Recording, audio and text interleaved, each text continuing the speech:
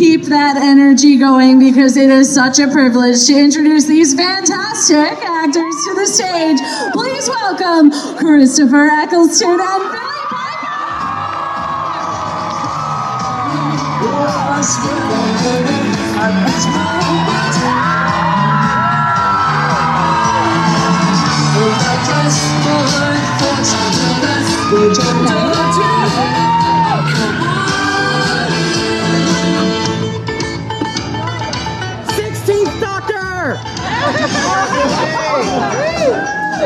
Hello. Oh, there we are. Hello. Hello.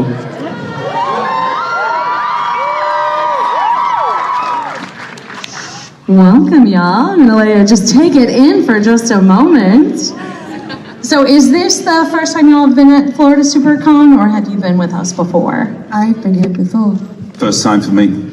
Oh, a little bit of column A, little column B. Well, we are so thrilled to have you both. So first things first, Billie, anything new in your life? Anything going on? No. Well, fantastic. So let's get right into it. So when Doctor Who came back in 2005, it was after a 16-year hiatus of the series. So, that's quite a long time. I was, yeah, that's right. So can y'all sort of go back in your memory bank and talk about that experience of auditioning and getting cast in the show?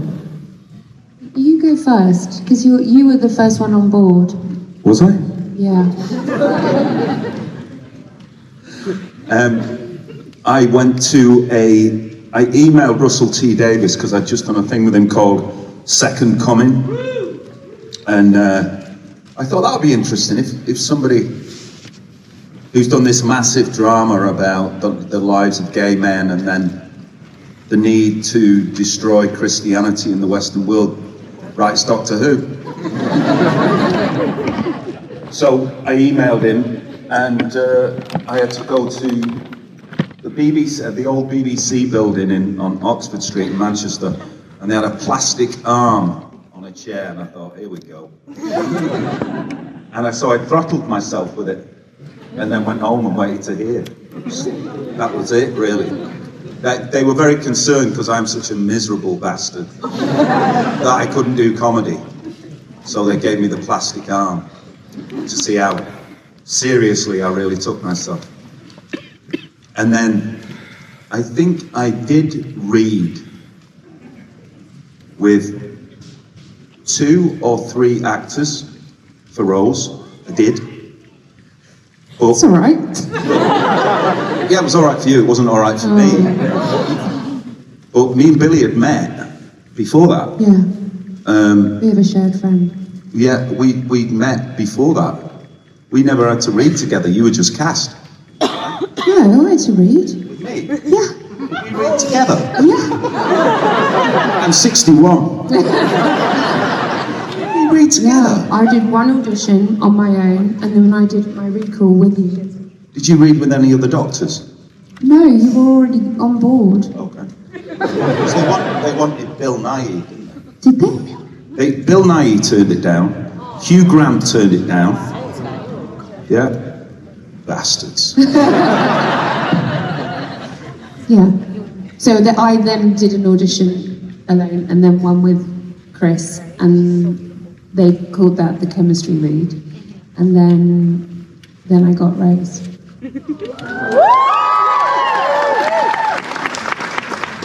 Well, and we're very lucky to have both of you in those roles. Chris, I read a great thing where you were talking about one of the things that drew you to the Doctor was being able to pull the character away from the sort of RP pronunciation and show that there's not a correlation between that higher end accent and intelligence. Can you speak a bit about that? It's only because it's the only accent I can do.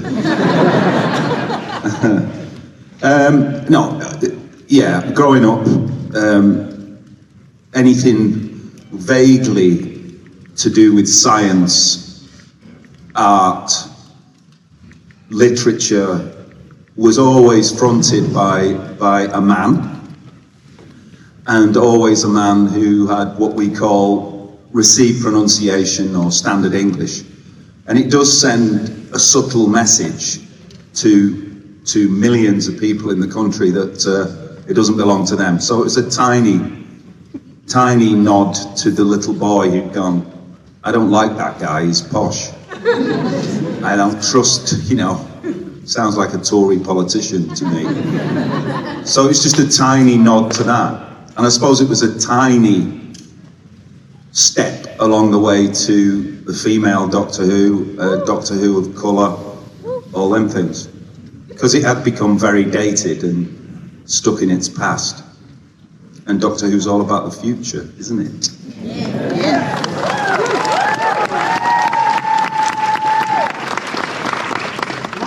To the north. Correct. I love that, and tiny steps make ripples.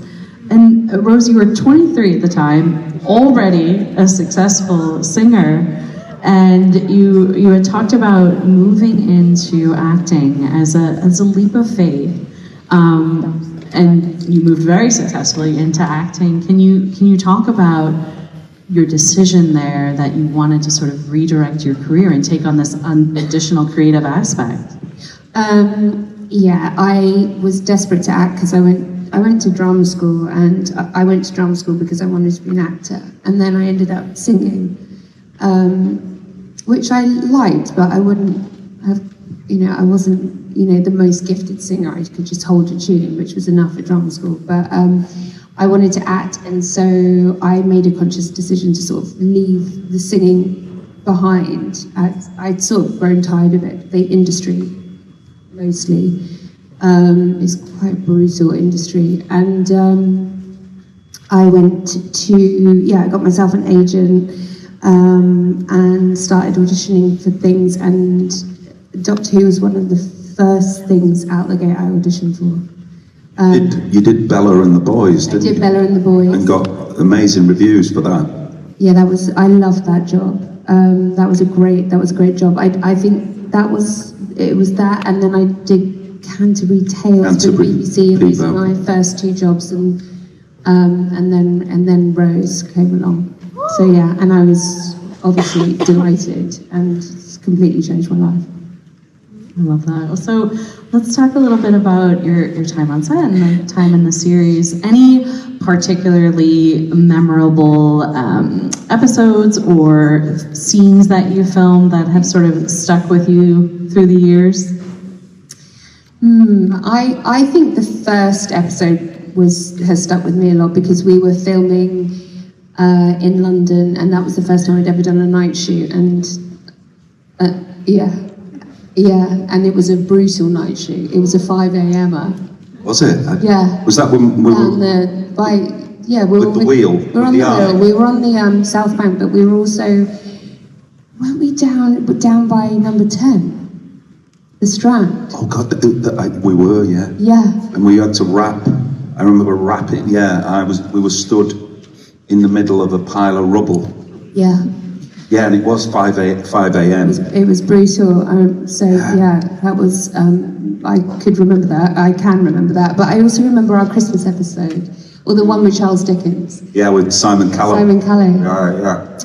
Because I got to wear the big dress and the costume, and that was the first time I'd worn a period costume in my life, apart from at those photo shoot places in theme parks. Yeah, where you dress as Victorians. Yeah. Which I always did Loved. as a kid. Yeah. Yeah. And Simon was amazing. He was funny and just completely unique and remarkable guy. And that was a lovely episode to shoot. What other ones were there? I mean, there were a lot, but those stuck with me the most. I just remember my favourite thing on the show really was working with Billie, doing the scenes with Billie, because we did get along really well, as we had done when we'd met socially. And I remember Billie's nervousness, which was always probably more apparent to me than anybody else, because I'd been an actor in 1991. I think I'd done 2 television jobs, and then I was given the lead in a feature film. And I spent 4 weeks of that thinking, I'm going to be sacked tomorrow. That's a common experience, isn't it? And she had no notion of how good she was being. I could see her going, I'm terrible, I'm terrible, I'm terrible. And everybody was raving about it, but you don't feel that yourself at the time, do you? Which I think is really interesting now, because Billie directs, and her experience as an actor, she'll see that in actors and be able to help them, I think. Hopefully. Yeah. Or destroy them. Or destroy them. I love that. Thank you for sharing that. So we talked a little bit about sort of the RP pronunciation, and in the US, a lot of the people that I knew that were aware of Doctor Who, it was a little bit of a level of privilege because they could access the DVDs or things like that. And it wasn't until the Ninth Doctor came out that it was more accessible to be able to watch the show. And so I, in real time, experienced so many more people, myself included, being able to experience the show to now it's everywhere. So can you all sort of talk about, especially being able to come to these conventions, that awareness of how popular the show was becoming and has become? Yeah. I didn't know that conventions were a thing for ages. No, I didn't. And it's so rare that you do a job that then has this afterlife, whether it's conventions or the big finish or just on the street in conversation. It's a big topic of conversation in my life now, and has always been that way since I've done it, since I started playing Rose. So it's completely remarkable in that sense, and there's nothing I've done since that has this sort of Reach. Yeah, and I had no concept of how big it was in America. It's obviously gained momentum because when I think it was on BBC America when we did it, wasn't it? Yeah, probably. Yeah. But now it seems to have grown in scale, and obviously since the Disney thing, it's probably getting a lot more of a look at just in terms of its reach. I mean, Billie doesn't, because of her age, doesn't remember it, and I wasn't a fan. So it was a shock to me that since 1963, was it 63? That there'd been this sleeping giant that did have the reach that it had. And there were so many obsessive people. And the whole thing that I'd missed was that it attracted minorities. I didn't realise that, it had a reach, gay men, gay women. It was a show that was very important to them because the Doctor is an outsider. He's not part of conventional society. Same with people, mental health issues and things like that, or the whole world of the show only became apparent to me because of conventions, really. I'd missed all that. And I also read that you are drawn to roles by sort of the writing and the script and the writers. So from an acting standpoint, what is it when you're reading a script? What is the thing that draws you in, or things? Well, Billie's a writer now as well. So Billie's going to answer that. I'm going to the pub. You're giving me my transition question too. Go on, yeah. Oh, well, basically, what was it Alan Rickman said? He won an award and he said, actors don't win awards, characters do. And characters are written by writers. And the hardest job in our industry, television, film, theatre, is writing. There's nothing more difficult than sitting there with a blank page and no ideas and doing that day after day after day, which is why when I stand on sets and actors go, I'm going to change this line, I say, no, you're not, because somebody's worked really hard on that. I was brought up on writer-led television. My mum and dad were obsessed with reading books. My mum and dad only watched the 3 channels that we had until 1981 when we got our 4th channel. If there was something, the land that dinosaurs forgot. My mum and dad only watched stuff that credited them with some intelligence, so I naturally took that on into my acting career, because if you've got a good script, you'll look like a good actor, and I'm a terrible actor, but give me a good script, and I'm average. So, Billie, I wanted to expand that question to you. With the creative hats that you wear in different aspects, when you're looking at a script, how do you approach it differently when you're thinking about it from a performance standpoint, or a writing standpoint, or a directing standpoint, or producing, or anything else? Yeah, it's a totally different approach every time, whatever you're doing. So if you're acting, but what I do really like about writing now in a sort of professional capacity, I always loved writing as a kid, but what I do love about it is, it's so much problem solving, and I feel like my brain is really wired to problem solve since I've had kids. And so it really scratches that itch, that mental itch that I have. But yeah, you are looking at it and coming from a completely different place. But I have compassion for actors when I'm writing, and when I'm acting, I have more compassion for writers, because I know how hard it is. So if anything, it's just grown my love and appreciation of every role within our industry. But yeah, it takes a totally different skill set. And look, I'm early doors, like I'm green in the world of writing. All I know at the moment is that I love it. I find it really satisfying. It really appeals to where I am in my life at the moment. I really like being solitary. I like being on my own more than I used to. I like the peace of just sitting in front of a computer and a piece of paper. Yeah, I write a lot of it on paper. I really love that. With pencils. Pretty much. It's really basic in my office. But yeah, I'm really, really loving it at the moment. But all of that can change, and probably will. With every no comes a new wave of resentment. So I love it for now. Let's see. I love that. So we are going to transition to audience questions in just a few minutes. There are 2 microphones on the 2 aisles of the area. So go ahead and head up there. We're going to ask for your name and where you're from and your question. So I think opens up the concept of sci-fi, and the two things marry really well. So yeah, I guess I'm just grateful that people can connect to that part of their personality, the Rose part.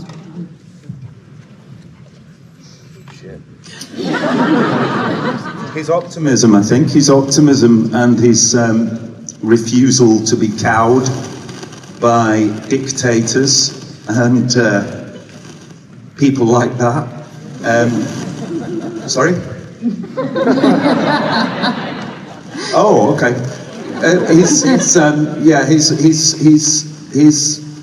He's forever holding a mirror up to human beings, saying, "This is the worst of you, and this is the best of you. Please choose the best. Please choose the best. Don't be stupid apes." But I think, like Billie, you don't really think about legacy. You just think, I hope they believe me. I hope they believed I was that character. That's every job you do. How can I just convince everybody, including myself, that I'm that character? But it's about love, isn't it? Doctor Who's all about love. And I get a lot of love from it now.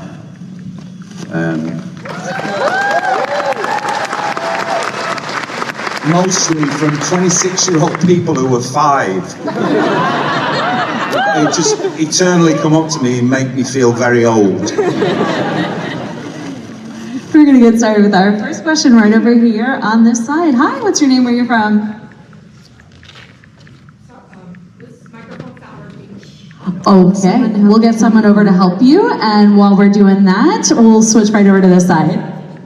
Hi, my name is Cheyenne. I'm from South Carolina. My question is, has there been a character or something you've written or directed that you've drawn inspiration from Doctor Who? It's so hard because you are stood in front of what it feels like a floodlight. It's impossible to read you. So can you say it one more time? Yeah, okay, sorry. I'm a little nervous. Don't worry. Is there a character you've played or something you've done where you've taken inspiration from your time at Doctor Who, or like Rose or the Ninth Doctor? Like you use that as inspiration for another character? Maybe for myself as a person living on our planet, I think more than for another role. I really like to have a crack at doing something completely different every time I act. But definitely in terms of just living life with that sort of sense of adventure and curiosity, I definitely think I've taken that on board more. What about you? I think This is worse. This one actually does. No, I think that guy thought it was my mic. Oh, do you want to take my mic for the moment? Yeah. No, I never associate one character with another. I think you think broadly, or some of the characteristics, but I never thought that until Billie said it. I think obviously having played the Doctor, who is, the glass is eternally half full, and I'm the opposite. No. I think I've tried and failed mostly to adopt his life view of, idealism and resilience and never giving in. But I think you do try and keep the characters separate. Well, some actors love to keep playing themselves, but most actors I know don't ever want to play themselves or be themselves. But that's for the therapist.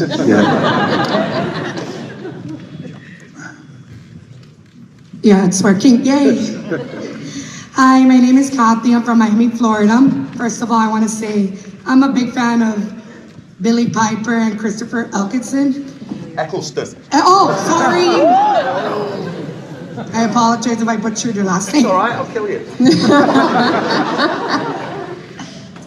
My question's for Billie, because first of all, I started watching you with the 10th Doctor.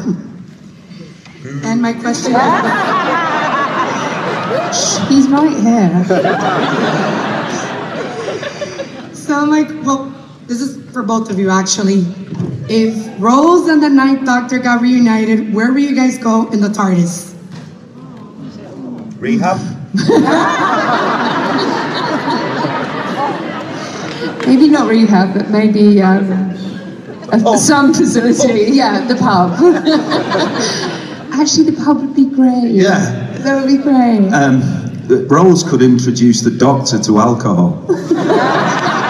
No, we'll go to the Amazon and do ayahuasca.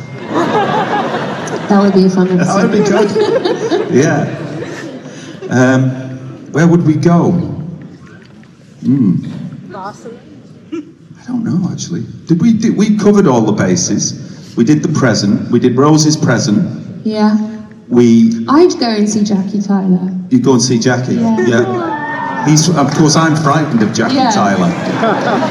Terrified of Jackie Tyler. So I'd stand outside. Yeah. Well, we've kind of been back recently because we did our big finish. So we did get to go back to And we did. Tyler estate. And we met Jackie Tyler again. We did, and you were, as always, afraid. Oh, very afraid. Knees knocking. So we've done a series of adventures for Big Finish together, and worked together again on the show.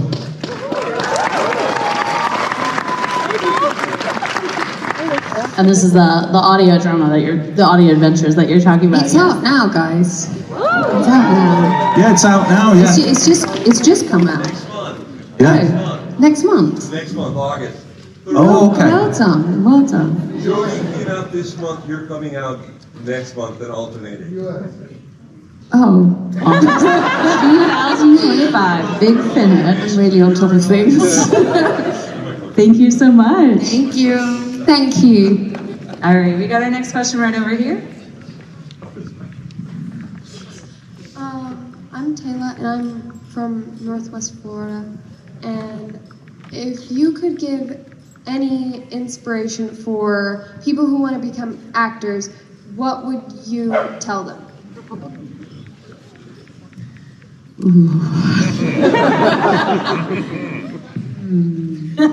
don't know about the US. 90% of actors in the UK are unemployed all the time. So if you're going to act, you're going to have to fail a lot. Part of being an actor is being unemployed, being rejected,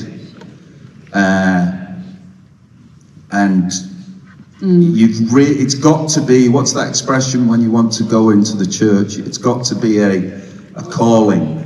It's got to be an absolute, I think it with Billie. I did know that Billie, I knew this story, that she became a pop star, but she always wanted to be an actor. I knew that story, I'd read it or something. It has to be, it's just something that you've got to do. It cannot be an interesting career idea. It certainly can't be driven by wanting to be famous. Yeah, that's the worst thing. Absolutely do you in. Yeah, definitely. And with the rise of all them, that stuff, that celebrity culture, pop idol and all that, it's become, to be talented is to be famous. It's got nothing to do with that. It's, yeah, you definitely have to work out what's motivating you to become an actor. Yeah. Because the strain on your mental health can be quite significant. If you're in it for the wrong reasons, that's only going to compound that. So definitely try and understand what it is that's motivating you. And then beyond that, kind of sort of, I don't know, some more negative thing. What else is there? well, if I was speaking to somebody today, I always say, do as much theatre as you can. Yeah. As much of it as you can. Because that will make you great as well. That Makes you really... That'll allow you to adapt to the artificiality of television and film, where things are shot in the wrong order. You're only acting for maybe 30 seconds at a time, and where everything is against what the actor's trying to achieve. Theatre, it's all about what the actor's trying to achieve. And it's fun. There's not a great deal of money and power in theatre, so you find that people behave a lot better. There's a lot more idealism in theatre, and do as much of that as you can. Yeah, definitely, like, for want of a better word, play a lot more before it becomes, I don't know, just quite... Way to pay your mortgage, yeah. Yeah, definitely. Do it. Like, for me, there's nothing better than rehearsals for a play. Yeah. That is the most fun you'll ever have. If you're with a really fun director who allows you to do that. But that is, honestly, that's the best fun you'll ever have.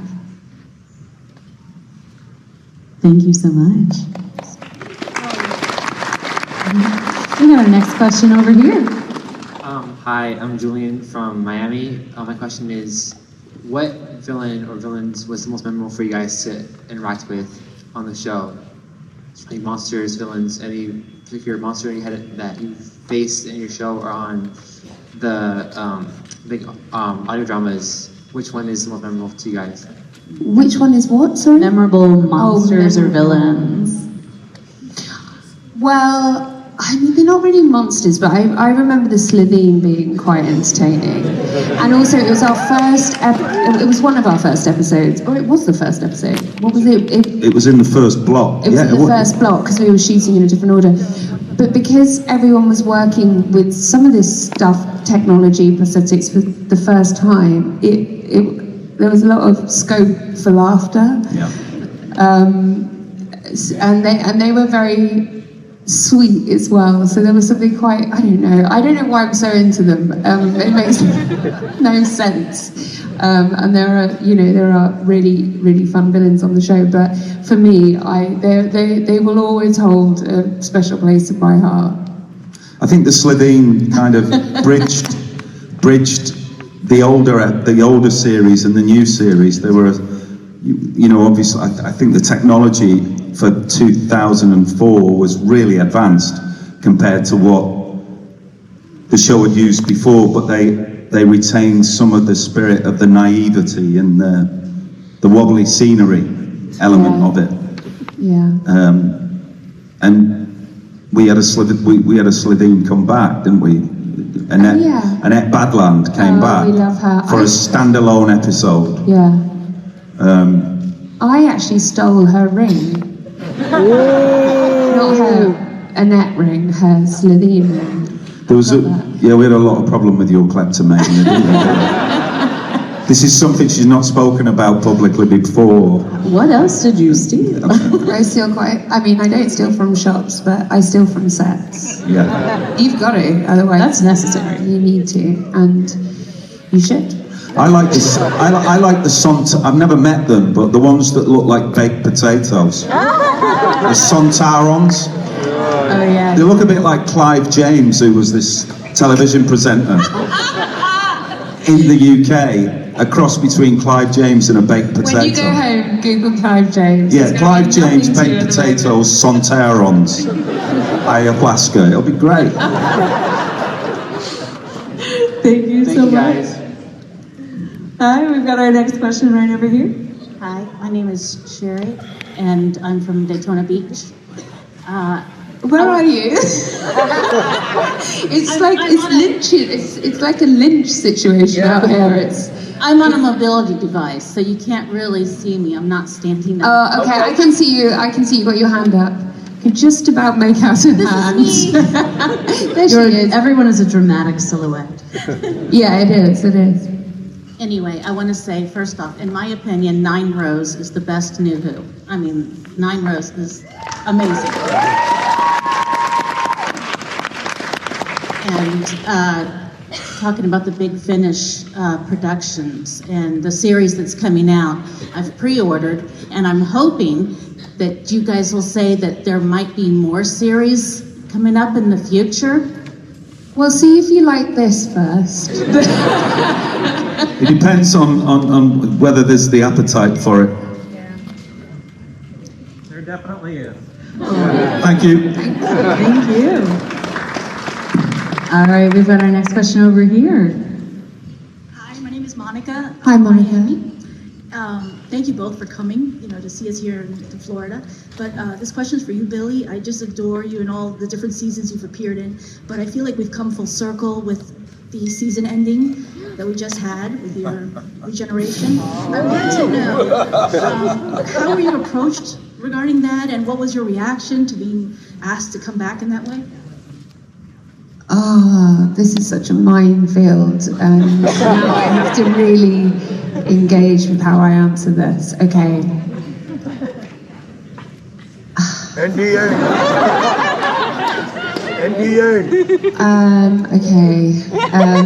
All I can say is I was approached very last minute, and I can't talk about in what capacity. But I found it very emotional to film, and I think it's a really great ending.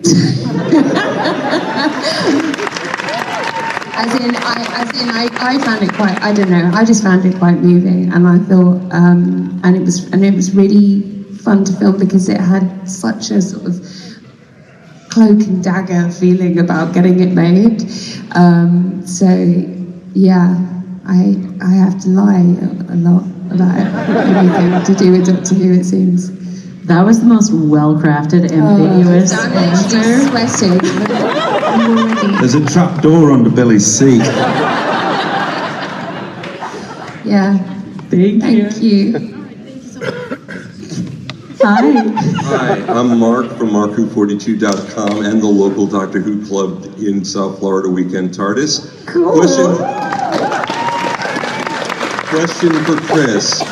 I don't want to get into the backstory. Don't talk anything about why you left. My question is, how did either Nick or Jason entice you back to Big Finish to do Doctor Who again? Money. That is an honest and good answer. I'm supposed to say all kinds of, but we do this for money. Yeah, no, I I know that. I know you know, that, if a guy comes and builds me a wall, I pay him. that's true. Oh, the light's going out. It's time to leave. Yeah, there's an ejector seat on mine, and it's just been pressed. Actually, I'm amazed by the quality of Big Finish scripts. I'm attached to a film called Hear Me Roar, true story about. No, I'm not going to go into that. But, and what? I'm always amazed. Some of the things I've done on Big Finish, I'm amazed that, because they have to be passed to the BBC. I'm amazed that they go no. That they don't stop some of these scripts being done as audios and put them on the television. The quality of the writers is Big Finish. Because I did need the money, but if it had been trash, I wouldn't have done it. Yeah, Never that's done true. that. And the writing is really high. And you're going to see it. Writing a Doctor Who audio is a lot more difficult than writing, The Archers or whatever. But also, I don't know, like, if you watch it on telly, you're helped by so many other aspects. Yeah, correct. So if you're doing it just, for that one experience alone, that takes a really different skill set. Audio drama, you're having to provide everything. Yeah. So it's the standard of it, and a very Helen Goldwyn, who directs them, has directed all the ones I've done. She should be mentioned. She doesn't get enough mentions. She's an actor, a singer, a teacher in her own right, And a writer. and her directing skills are second to none. So it's a very well run organisation. But basically, they're super fans. The big thing. All of them are obsessed with the show, as obsessed as you all are. Which is saying something. Thank you. I just want to let people know that you've recorded enough episodes, because it's alternating. 2 years of your adventures are going to go on. I think you have 12 stories, so I think it's 2 years. So six a year? 6 a year, yeah. All right. God, Did you know that? No, I didn't. Yeah, I used to be a distributor for Big Finish. I know all this. Oh, I didn't know that. All right then. Well. Hi. Hi, I'm Billie from Miami, Florida. My question to you guys is, what was it like being called back to do the Day of the Doctor and working with John Hurt and other great British actors? Oh, amazing. That was so fun. I really, really, really enjoyed that experience. Yeah, he was amazing. What I really liked was making rollies and smoking with him outside. He was, before rollies really took off in the UK, he'd been on them for years, obviously. And so it was nice to have a fellow rollie smoker. I didn't work on that, but John Hurt changed my life.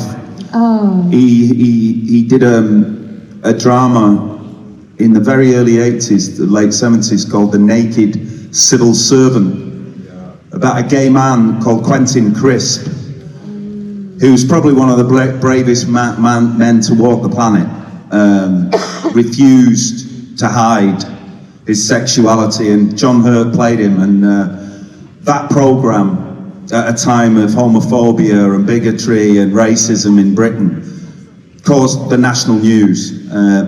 John Hurt and then he went on to do things like Midnight Express and Elephant Man. John Hurt's exactly the kind of actor I'd like to be. And that was one of the last things he did, I think. Yeah, he's such an amazing... Yeah. And I met him once. I was doing... Did you smoke rollies? Yeah. I actually met him twice. The first time, it was an awards, and I was given an award, and the night before I'd been to a Polish restaurant in Shepherd's Bush, and I'd never drank so much vodka in my life, and I fell over and smashed all my face up. And the next day I had to go in a dicky bow, which makes you look like a bouncer anyway, to this, and I sat down at this John Hurt's table and he went, "Oh, hello." have you been fighting? Because he was one of that generation, Richard Harris, James, Peter O'Toole, Richard Burton, they were all the wild boys. He had that quality, hence the rollies with Billie Piper. Yeah, he's just such a brilliant actor. Yeah, brilliant actor. It feels like you're working with the Character actor, he could play everything. Yeah. Thank you. Hello. Hi, I'm Todd. I'm here from Orlando. For many years following that first series, that 2005 series that featured the both of you, Christopher Eccleston was a name that was distinctly separate from Doctor Who for a very long time. And it was so exciting for myself and for my friends and other people who have loved the series, not only to see your name start to be attached to things like the Big Finish audio dramas, but especially for people like myself to start seeing your name attached to events like this, where we can all come see you and meet you and get that opportunity.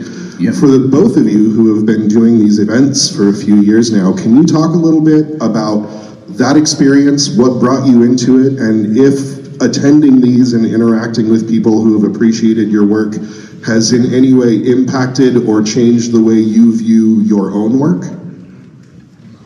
You first, Bill. Okay, so that's quite a long question. I'm going to answer it in little bits, but thank you.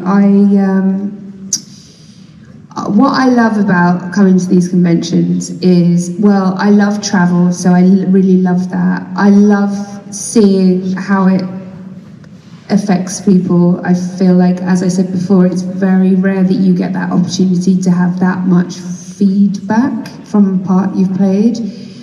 And now that my kids are of an age where they are mega fans of things, I really understand more than I did before I had kids. And actually, I quite resented anything sort of fandom-y when I was younger, because it felt like pressure that I wasn't able to cope with. Now I've got kids who are...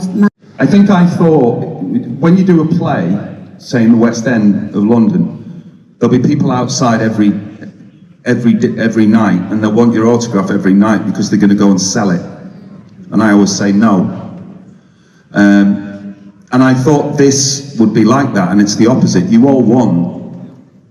I was saying on an interview this morning, it's not about me and Billie or William Shatner, it's about you. It seems to me that you want to come to these things to say things that are important to you, to us. And it's filled my life with love, really. And I like the travel as well. It's a very positive thing, which I was suspicious of for many years. I love you guys so much. Thank you both very much for your thoughtful answers, and thank you for being here with us. Thank you. I noticed you all both have the friendship bracelets. Oh my God, I've got so many of these. Yeah, I love these. Why's Billie got more than me? Okay, so next question. Someone's only here Hello, for Billie. my name is Sebastian. I'm from Miami, and with the rise of old classic Who villains like the Ronnie, Omega, and the Master, what is one classic Who or new Who villain that you guys would have wanted to fight against or play with? Oops, sorry. Again, another time round. Do you mean which old one would we like to meet? Or yes. new, or which, I've had the baked potatoes. I don't know a lot about the old ones. Right. You can just say the Master, guys. You've worked with the Master, haven't you? Have you worked with the Master, Billie? No. Have I? No. John Sim. No, I love John Sim, Right. but I don't know if I've been in. I haven't been in enough. It's Davros. Is that We the did Master? Davros. Davros is classic Who, I'm pretty sure. Additionally. Yeah. Yeah. Davros is classic. I'd like to meet the kids with the gas masks again. Keep their asses. I like being cruel to children. Are you my mummy? get to bed. I'd actually like to do the angels. I'd like to do. I think that even in acting with those guys, I would find that kind of like genuinely scary.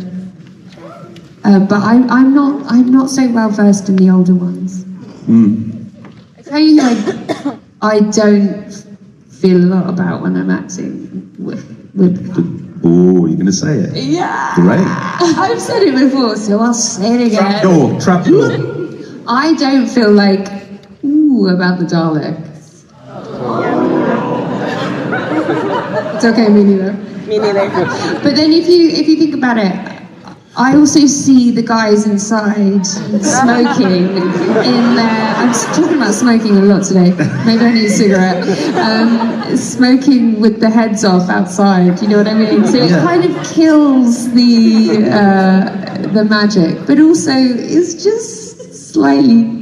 I don't know. They're not scary. Well, you'll all know, did I see an episode, or was it a feature film, where they took the lid off a Dalek, and it was this little green placenta thing with 2 hands? Or is that my ayahuasca? Am I right? I want to meet that.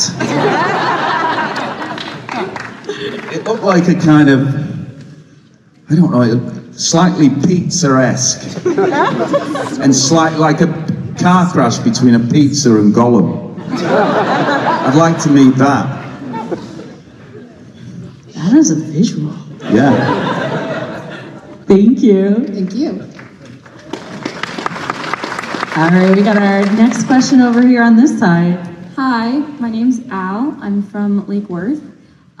My question was already taken, but I just want to let you guys know, I've been watching Doctor Who since I was 13, about 11 years ago. My best friend convinced me to watch it, and when he passed at 15, I continued to watch it. And I got a memorial tattoo for him of the things that brought us together. And I got the 9th Doctor's screwdriver. And I just want to thank you for being my first Doctor and first companion, because you guys were fantastic.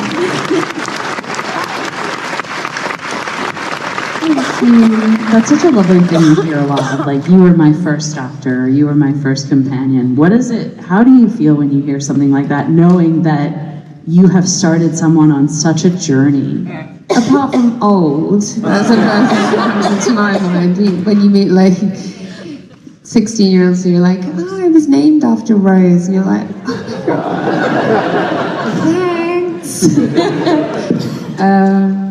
Yeah, it's lovely. Like, I don't really know what to say. It's just a beautiful thing that you would never experience. I mean, it's weird to go and do a job, which it is. It's our job, and then to have that sort of level of feels back at you is both unusual and a beautiful thing, and completely unlike any other. You know, I mean, imagine it in work where you don't get any superlatives your way, you know what I mean? So it's kind of a completely unique and wonderful thing. Yeah, it goes back to my point earlier. People want to come and say that. These conventions are about you, they're not about us. There's been 2 people today. One, a big tough guy who started talking about watching the show 20 years ago, and he burst into tears and said, I don't know why I'm crying, but I want you to know that you were my doctor. That happens a lot. That happens a lot, which is why me and Billie drink so much.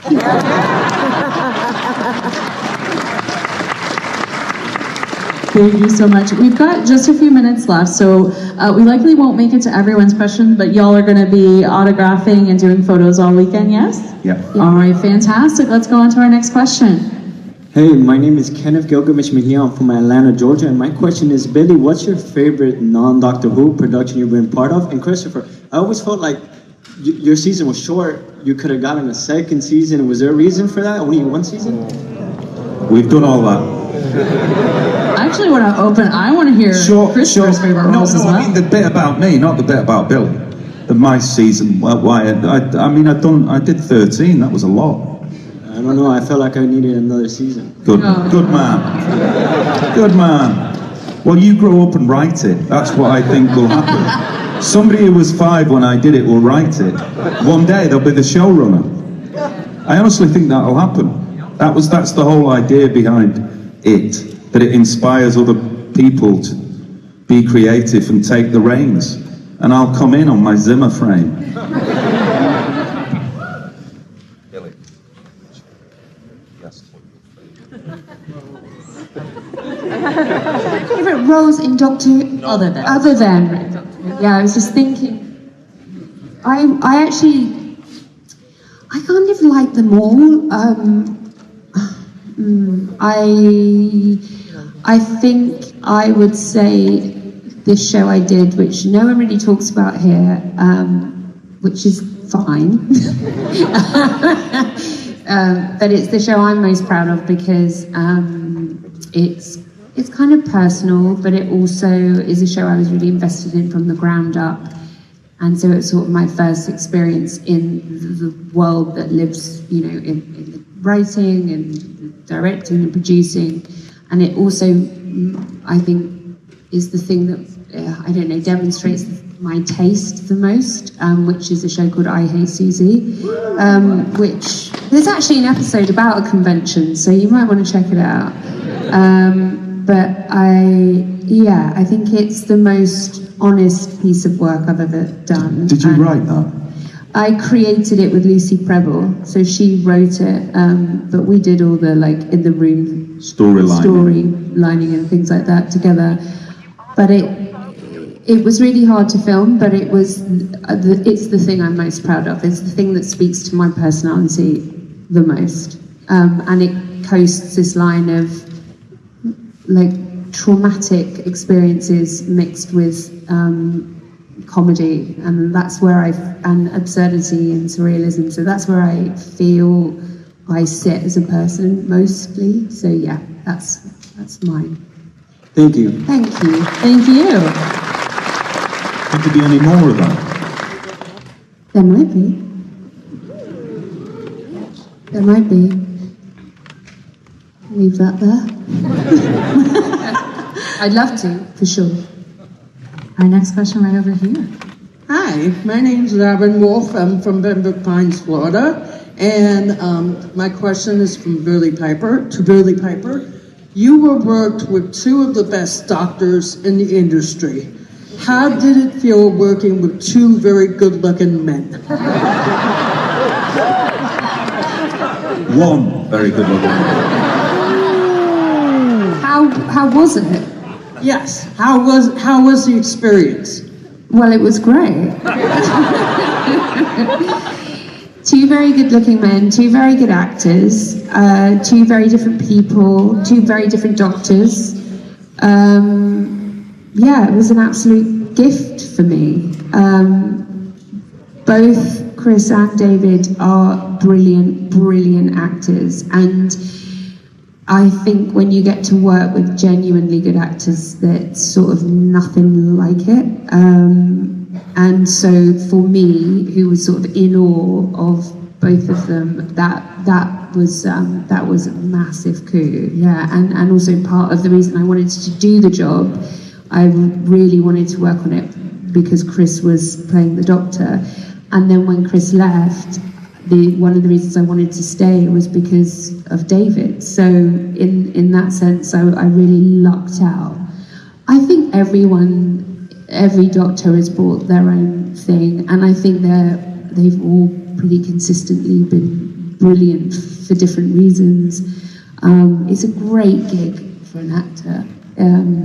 It's not that friendly on your life, but it's definitely. I think if I was, anyway, I'll just leave it there. The trap door was opening and you were opening it yourself. Billie, I mean, if I was the... Anyway. Thank you so much. Here comes the sweat. It's honestly terrific. All right, so you are likely going to be our final question. So do you have a question for both of our lovely cast members up here?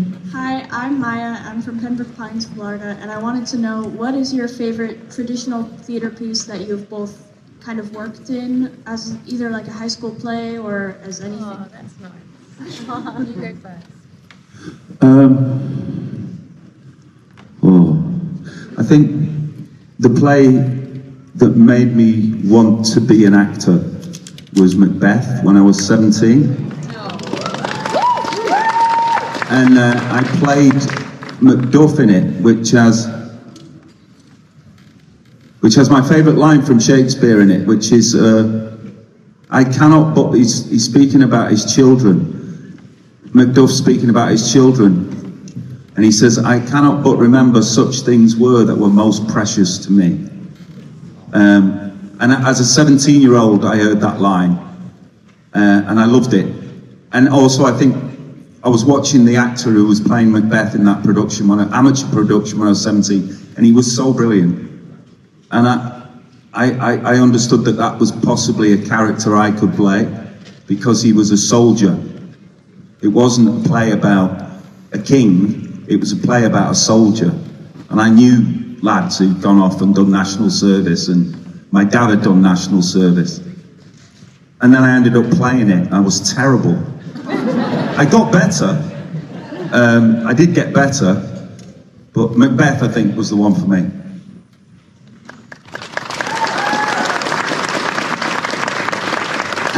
I would say I loved my plays at school, I really did. And I did lots of them. But I think the thing that I loved the most was a play I did called Yerma, which was on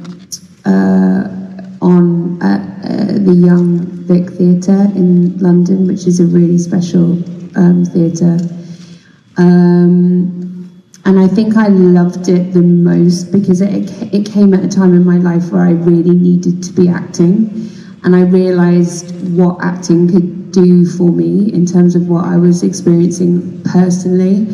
And then obviously the piece itself was something I really cared about. I love the original Lorca play, but I was really taken with the adaptation. And it spoke a lot to a lot of my friends who were experiencing the issues that the play deals with around sort of IVF and not being able to have a kid and stuff like that. And for all of those reasons, and the production itself, which was a technical nightmare but so thrilling, we were on stage for an hour and a half. There was no interval. There was a lot of music. It was in a glass box. We wore mics so we didn't have to project, which made it feel like we were making a film. It was just unlike anything I've ever experienced, and it really affected people. And so yeah, I love that. I love that. I'll never do anything like that again. And I don't know how often in an actor's career you get those moments where the stars align. I don't think it's more than 5 times, or at least that's my experience, and that's definitely up there with one of those moments. So yeah, thanks for asking. Well, y'all, we started this panel with you sharing the impact of theater on your lives, and we've come full circle with you closing it out with that. I want to thank you both for your time and your insight and your vulnerability today, and thank all of you for your fantastic questions. Thank you so much.